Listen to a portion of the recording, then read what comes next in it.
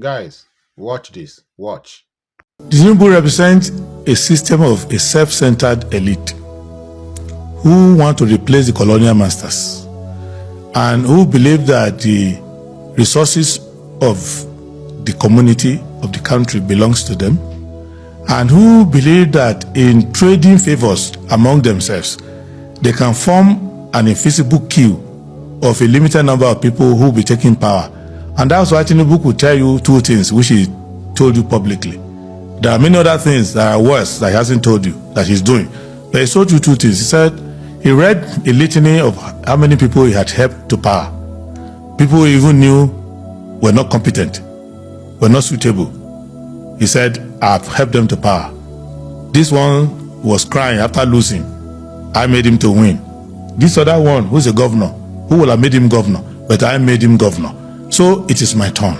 So he's not telling you that on behalf of Nigerian people, I have a mission to perform. He's saying, all of you unqualified people who from time to time have entered government, who is the person who made it happen for you? It is me. So you need to pay me back.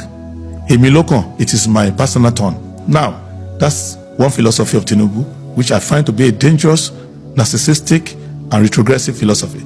Then he went further to say, don't waste your time debating anybody, going anywhere to talk and convince anybody. I don't have time for all this balabulu and bolaba.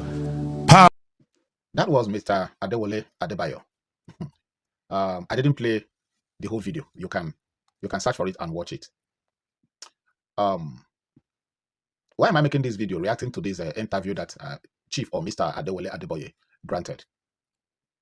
It's because this is their way of writing and submitting their applications to the present government, to the sitting administrative government. This is their way of writing their application, submitting their application, using all these media houses to write and submit their applications and present their resume for employment. Why did I say so? I said it because I don't think that Adewale Adeboye will speak more than this person you are seeing here, Rain or Mockery. Or will he speak more than or say what Daniel Bwala have not said? What about this FFK you are seeing here? Why do I have to bring these men, the pictures of these men here? Is to tell you the kind of men you have in Nigerian politics. Men that had no integrity. Men that doesn't know what integrity is all about. Men that could vomit. And after vomiting, they will go back to their vomit and eat it up again. That of Daniel Bwala is trending now. Oh yes, that of Daniel Bwala is trending. A man who spoke ill about Tinubu, said a lot of things, a lot of bad things about Tinubu, is now being made a spokesperson about the same man. He condemned, he called all sorts of names, he accused of so many things. But here's the thing. The truth of the whole matter here now is that Nigerian politics is simply a stomach infrastructure, something. It's for their stomach. It's just for their stomach. Since somebody like Reno Mokre, after criticizing Tinubu, calling him a warlord and all the rest of them, joined Tinubu's administration, what has changed? What has somebody like Reno Mokre made better? What about Daniel Bwala? He accused Tinubu of everything, accused Tinubu of terrorism and all the rest of them. Since he joined Tinubu's administration, what has changed? Oh, are you talking about that of FFK? Cast your mind back. Yes, from 2015 upward until the tail end of Buhari's administration, FFK was on his leg was on Tinubu's neck. There is nothing that FFK did not say. There is nothing derogatory that FFK did not say concerning Buhari and his administration. But finally, what happened? FFK ended up with APC, ended up with Buhari. What a Nigeria. But you see, thank God for Tinubu. Tinubu is letting the whole world know that these men are not men of integrity. That these men are even worse than himself, Tinubu. Because if you are a man and you know what you are saying, and what you are saying is that bad, why will you turn around to associate with that thing that you condemned? No, tell me. Why will you not then turn around to associate with that thing you condemned? You see the wisdom of Tinubu. I love Tinubu in this aspect because Tinubu have shown to them how foolish and stupid they are and how wise he himself, Tinubu, is. Now, Tinubu is making the ambassadorial appointment. Guess where he sent Reno Mokri? He sent Reno Mokri to Mexico. Do you think it was a coincidence? No, it wasn't. Now, look at these two scenarios. Tinubu made Reno Mokri Nigerian ambassador to Mexico to go and have a handshake with the drug cartels there. To go and have a handshake with them. Now, come to Daniel Bwala. He made Daniel Bwala a spokesperson. Daniel Bwala was interviewed in Al Jazeera television, Al Jazeera. Look at the question that this young man was asking, this guy was asking him, he wrote them down. Now, the video of all that this man said before he joined Tinubu, the videos were all there. Was that a coincidence? No. Are you thinking what I'm thinking? It wasn't a coincidence. It was real, planned and arranged. You see, if the man asked him one question, he would deny. He denied himself 3 times within 1 minute. If the man asked him a question, he would deny.